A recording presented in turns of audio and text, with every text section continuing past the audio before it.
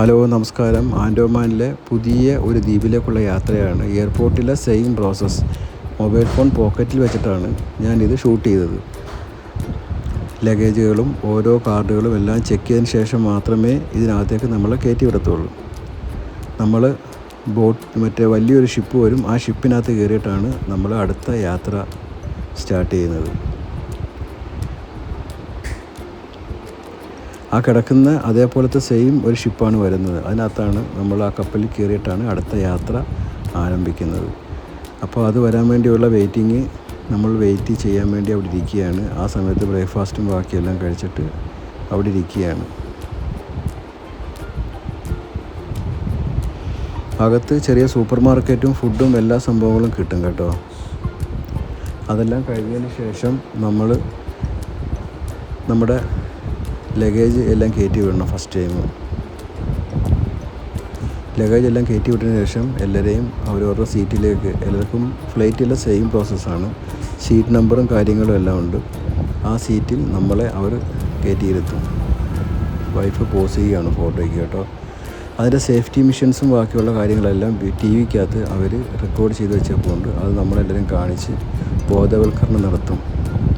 അകത്ത് ചെറിയൊരു കടയൊക്കെ ഉണ്ട്.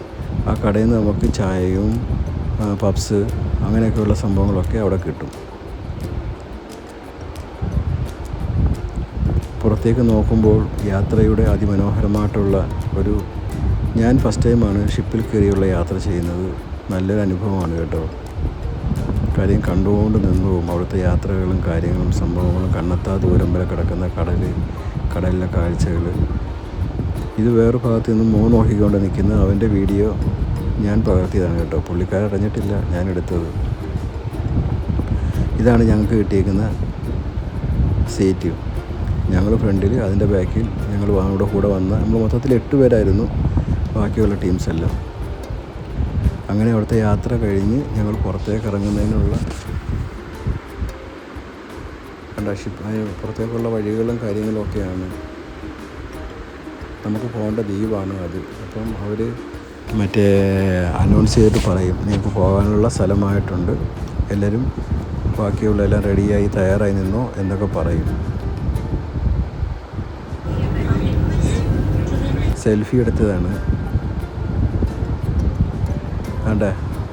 ഇത് അടുപ്പിക്കുന്നതാണ്, കരയിലേക്ക് അടുപ്പിക്കുന്നതാണ്. ഈ വലിയ വടം എടുത്തിട്ട് അത് ലൈവായിട്ട് എനിക്ക് പിടിക്കാൻ പറ്റിയിട്ടുണ്ട് കേട്ടോ. ആ ഒരു ഭാഗം കറക്റ്റായിട്ട് ഞങ്ങൾക്ക് കംപ്ലീറ്റ് കവർ ചെയ്ത് പിടിച്ചിട്ടുണ്ട്.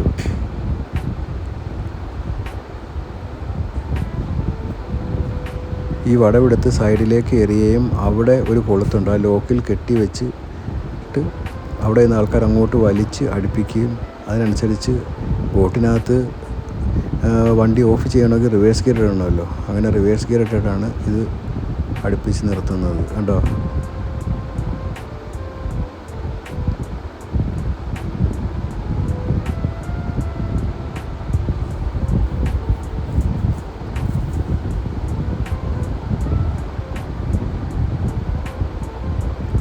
ചിലർക്ക് ഈ കാഴ്ചകൾ ഒത്തിരി കണ്ടിട്ടുണ്ടാവാം. പക്ഷേ എന്നെപ്പോലുള്ള സാധാരണക്കാർക്ക് ഇതൊക്കെ ആദ്യത്തെ കാഴ്ചകളാണ് കേട്ടോ ജീവിതത്തിൽ. നല്ല അനുഭവങ്ങളാണ്.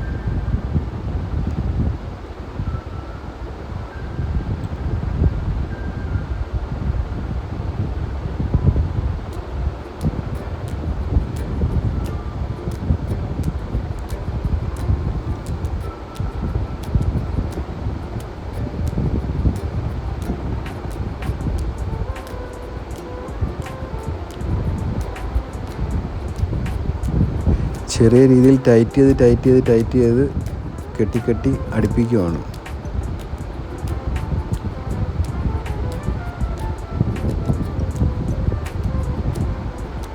ഫൈനൽ സ്റ്റേജായി നല്ല രീതിയിൽ അടുത്തിട്ടുണ്ട് കേട്ടോ.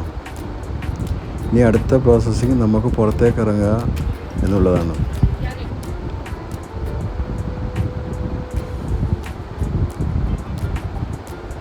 അങ്ങനെ പുതിയൊരു ലോകവും പുതിയ കുറച്ച് ആൾക്കാരെയും പുതിയ കുറച്ച് വിശേഷങ്ങളും ഒക്കെ നമുക്ക് കാണാമല്ലോ എന്നുള്ള അതിമനോഹരമായിട്ടുള്ള സന്തോഷ നിമിഷങ്ങളിലൂടെ ഞങ്ങൾ പുറത്തേക്ക് ഇറങ്ങുകയാണ്. വിദേശികൾ ഇഷ്ടം പോലെ ഉണ്ട്, ഇന്ത്യക്കാരുണ്ട്. ഇന്ത്യക്കകത്തുനിന്ന് തന്നെ പല ഭാഗത്തു നിന്നുള്ള ആൾക്കാരുണ്ട്. ബാംഗ്ലൂരിൽ നിന്ന് വന്നത്, തമിഴ്നാട്ടിൽ നിന്ന് വന്ന ആൾക്കാർ, ആന്ധ്ര, കർണാടക, UP, ഹൈദരാബാദ്, ഇന്ത്യയിലെ ഏകദേശമുള്ള സ്ഥലത്തുള്ള ആൾക്കാരെല്ലാവരും ഉണ്ട് കേട്ടോ.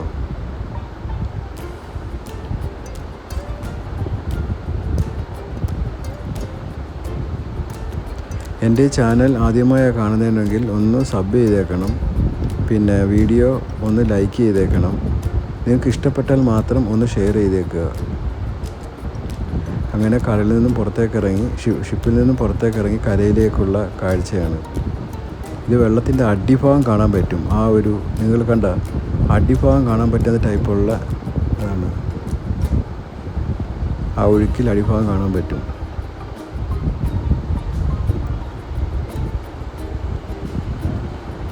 അപ്പം ബൈ, അടുത്ത വീഡിയോയിൽ കാണാം.